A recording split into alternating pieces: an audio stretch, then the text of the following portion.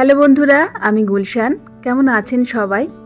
Indian blogger Gulshan চ্যানেলে আপনাদের সবাইকে আরও একবার স্বাগত জানাই।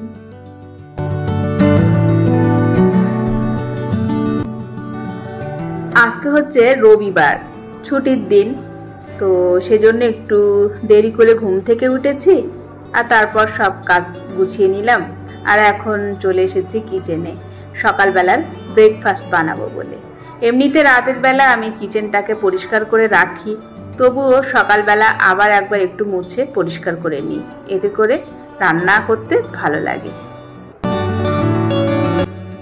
রান্নাঘর থেকে শুরু করে ঘরের সমস্ত আনিকোনা যদি একটু নিয়ম করে পরিষ্কার পরিচ্ছন্ন করে রাখা যায়, তাহলে কিন্তু আমাদের মনে সবসময় একটা পজিটিভ ভাবনা চলে আসে। তো সেজন্য চেষ্টা করি যতটা সম্ভব ঘর, রান্নাঘর সব জায়গা মোটামুটি পরিষ্কার পরিচ্ছন্ন রাখার জন্য। বেশ কয়েকদিন ধরে মেয়ে একটু চিকেন পকোড়া খেতে চাইছে, যেহেতু প্রচণ্ড গরমের পর একটু বৃষ্টি হলো, চারিদিকে একটু ঠান্ডা ঠান্ডা ওয়েদার, তো আমার তো আর সময় হচ্ছেই না, তো ভাবলাম আজকেই বানিয়ে দেব। তো সেজন্য ব্রেকফাস্টের আগে মোটামুটি একটু মশলাগুলো ঠিকঠাক করে রেডি করে রেখে দিচ্ছি। ফ্রিজে ইডলির ব্যাটার ছিল আর সেই সাথে মুংফুলির চাটনিও বানানো ছিল ফ্রিজে, তো সেজন্য ঝটপট ইডলিটা বানিয়ে নিলাম। তো এই হচ্ছে গরম গরম ইডলি আর সেই সাথে মুংফুলির চাটনি। ইডলিটা এমন একটা ব্রেকফাস্ট যেটা গরম গরম শীতকালেও খেতে খুব ভালো লাগে, আর সেই সাথে গরমকালেও তো খুবই হেলদি একটি ব্রেকফাস্ট। তো সেজন্য মাঝে মাঝে ইডলি, ধোসা এগুলো আমাদের বাড়িতে হয়ে থাকে, কারণ আমার হাজব্যান্ড, মেয়ে এবং আমরা সবাই খুব ভালোবাসি ইডলি আর গরম গরম ধোসা খেতে। আর আমি যখন কোয়ার্টারে ছিলাম তখন ইডলি, ধোসা এই ধরনের ব্রেকফাস্টগুলো প্রায় প্রতি সানডেতে আমি বানাতাম, কারণ আমার মেয়ে, হাজব্যান্ড এই ধরনের ব্রেকফাস্টগুলো খেতে খুব পছন্দ করত। তবে এখনো পর্যন্ত কিন্তু ইডলি, ধোসা ব্রেকফাস্টে পেলে ওরা ভীষণ খুশি হয়ে যায়। তবে আগের মতো অত ঘন ঘন আর বানানো হয় না, কারণ এখন কাজের চাপটা অনেক বেশি। আর এই ধরনের ব্রেকফাস্টগুলো বানানোর জন্য আগে থেকেই প্রস্তুতি নিতে হয়, যেমন ধরুন ডাল ভিজিয়ে রাখা, চাল ভিজিয়ে রাখা, সেগুলো পেস্ট করে রাখা, সব মিলেমিশিয়ে একটু সময় লাগে। তো সেজন্য সেইভাবে সময় করে উঠতে পারি না, তবে যতটা সম্ভব চেষ্টা করি, মানে সময় পেলেই বানিয়ে দেই আর কি।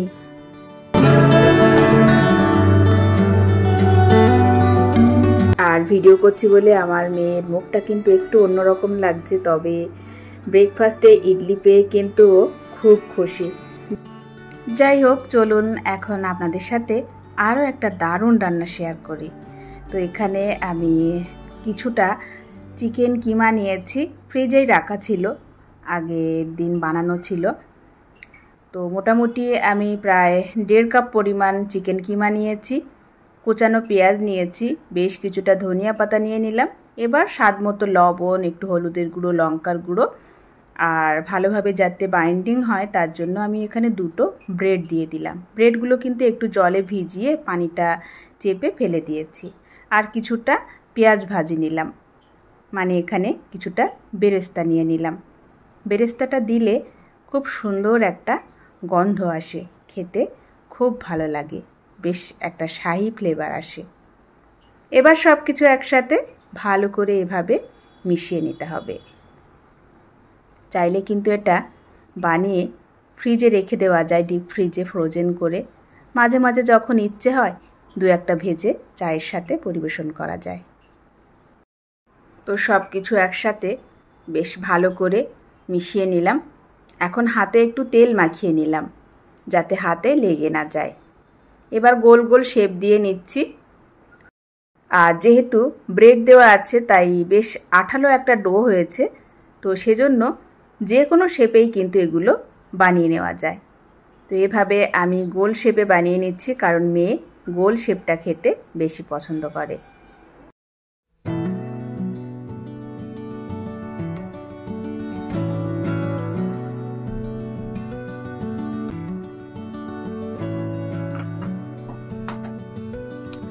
তো এভাবে আমি সবগুলো বানিয়ে নিলাম। আর এর থেকে আমি ব্রেড ক্রাম্বস আর এই যে ডিমের যে ব্যাটারটা বানাচ্ছি, তো এই দুটো জিনিস দিয়ে আমি একটা কোটিং করে নেব। তারপরে আমি কিছুটা ফ্রিজে রেখে দেব, ফ্রিজে ফ্রোজেন করে কিছুটা রেখে দেব। খুব বেশি দিন নয়, ওই 1 সপ্তাহের মতো রাখা যাবে। তো এভাবে আমি প্রথমে ডিমের ব্যাটারে এভাবে একটু গড়িয়ে নিলাম, তারপরে ব্রেড ক্রাম্বসে গড়িয়ে নেব। আর এই ধরনের খাবারগুলো বাচ্চারা খেতে কিন্তু বেশি পছন্দ করে। তবে যদি আরও একটু হেলদি করে বানানো যায়, যেমন চাইলে আপনি আপনার পছন্দ মতো ভেজিটেবল ছোট ছোট টুকরো করে হালকা করে একটু ভেজে নিতে পারেন, নিয়ে এই সাথে মিশিয়ে দেওয়া যায়। সেক্ষেত্রে কিন্তু বাচ্চা বুঝতেই পারবে না যে এর ভিতরে সবজি দেওয়া আছে। তো আপনারা যেসব, বিশেষ করে যেসব মায়েদের বাচ্চারা সবজি খেতে পছন্দ করেন না, তো আপনারা কিন্তু এই টেকনিকটা ফলো করতে পারেন। যাই হোক, আমি সবগুলো এভাবে রেডি করে নিলাম। আর এখানে আমি অর্ধেক গোল শেপ দিয়ে নিয়েছি, আর কিছুটা একটু এরকম চাপটা চাপটা করে নিয়েছি। তো এখন কিছুটা আমি ফ্রিজে রেখে দেব, ডিপ ফ্রিজে রেখে দেব একটা কন্টেনারে। মাঝখানে একটু টিস্যু পেপার দিয়ে একটা লেয়ার মতো করে বানিয়ে আমি ডিপ ফ্রিজে রেখে দেব। তো চলুন এখন কিছুটা আপনাদেরকে একটু ভেজে দেখিয়ে দিই। এই তো আমি তেল গরম করে নিয়েছি, আর তেলটাকে কিন্তু খুব বেশি গরম করা যাবে না, তা না হলে কি হবে বলুন তো, ভিতরটা কাঁচা থাকবে আর উপরে কালার চলে আসবে। তো সেজন্য একটু সময় ধরে ভাজতে হবে। যেহেতু চিকেনটা কাঁচা, তাই একটু সময় ধরে কাবাবগুলো ভেজে নিতে হবে।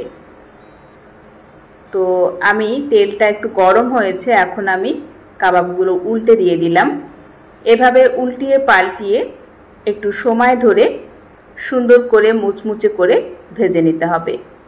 আর কালারটা কিন্তু খুবই সুন্দর হয়েছে, বাচ্চারা এটা খেতে খুবই পছন্দ করে। চাইলে আপনি আপনার বাচ্চার টিফিনেও কিন্তু এটা বানিয়ে দিতে পারেন। আর সন্ধেবেলা চায়ের সাথে তো দারুণ হয় খেতে। মাঝে মাঝে বানিয়ে দেখবেন, সবাই খুব পছন্দ করবে, একেবারে ছোট থেকে বড়রা। তো এখানে ভেজে তুলে নিলাম একটা টিস্যু পেপারে, যাতে এক্সট্রা তেলটা টিস্যু পেপারে চলে যায়।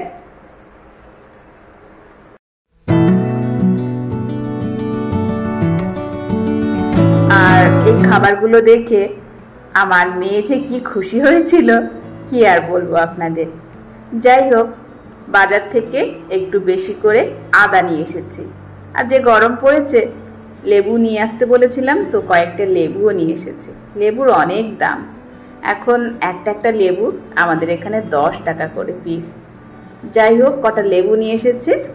আর লেবুটা কি বলুন তো, ফ্রিজে যদি ডাইরেক্ট ফ্রিজে রাখি, লেবুর উপরটা শুকিয়ে যায়, সেক্ষেত্রে রসটা বার করতে অসুবিধা হয়। তাই আমি একটা কৌটোর ভিতরে করে রেখে দিলাম। আর আদাগুলো কিচেনের এই জানালায় রেখে দিলাম, যাতে একটু শুকিয়ে যায়। তো চলুন আরও একটা গরমে একেবারে প্রাণ ঠান্ডা করা একটা রেসিপি আপনাদের সাথে শেয়ার করি। তো ফ্রিজে 1 লিটার দুধ ছিল, তো সেই দুধ দিয়ে বানাবো আর কি। তো এখানে দুধটা ভালো করে জাল করে নিলাম। আর দুধে, যেহেতু প্যাকেটের দুধ, তো এই দুধে একটু গুঁড়ো দুধ মেশালে টেস্টটা ভালো হয়, তাই একটু গুঁড়ো দুধ দিয়ে দিলাম। আর স্বাদ মতো চিনি দিয়ে দিলাম, একটু ভ্যানিলা এসেন্সও দিয়ে দিলাম সুন্দর একটু ফ্লেভারের জন্য। এরপর অল্প একটু দুধে আমি 1 টেবিল চামচ পরিমাণ আগার আগার পাউডার আর একটু কর্নফ্লাওয়ার ভালো করে মিশিয়ে এখন অল্প অল্প করে ওই ফুটন্ত দুধে মিশিয়ে নিচ্ছি। এই সময় কিন্তু অনবরত নাড়াচাড়া করতে হবে, তা না হলে দলা বাঁধবে। তো এই দেখুন কি সুন্দর স্মুথ একটা ব্যাটার হয়েছে। এখন এটা ঠান্ডা করে আমি একটা কাচের বোলে সুন্দর করে দিয়ে আমি ফ্রিজে রেখেছিলাম মোটামুটি ওই 4-5 ঘন্টার মতো। তারপর তবে আরও কিছুক্ষণ রেখে দিলে আরও একটু ভালোভাবে জমতো। তো আমার মেয়ে ফ্রিজ খুলছে, বারবার খুলছে আর বলছে মামাম কখন হবে। তো যাই হোক, তো সেই জন্য ওর জন্য বিশেষত আমি বার করে এভাবে কেটে দিলাম। তো দেখুন, মোটামুটি ওই 3 ঘন্টা 3.5 ঘন্টার মতো রেখেছি, তাতেই কিন্তু খুব সুন্দরভাবে জমে গেছে। এখন উপর থেকে একটু টুটি ফুটি দিয়ে সুন্দর করে সাজিয়ে দিলাম। দারুণ লাগে ফ্রিজে রেখে, এটা গরমের সময় ঠান্ডা ঠান্ডা সবাই খেতে পছন্দ করবে বাড়ি। যাই হোক, আর জানি না আজকের ব্লগটা আপনাদের কাছে কেমন লেগেছে। ভালো লাগলে অবশ্যই আমার সাথে থাকবেন, চ্যানেলটিকে সাবস্ক্রাইব করে রাখবেন। তো চলুন, আজকের মতো আপনাদের কাছ থেকে বিদায় নিচ্ছি। ভালো থাকবেন সবাই, দেখা হচ্ছে পরবর্তী ব্লগে।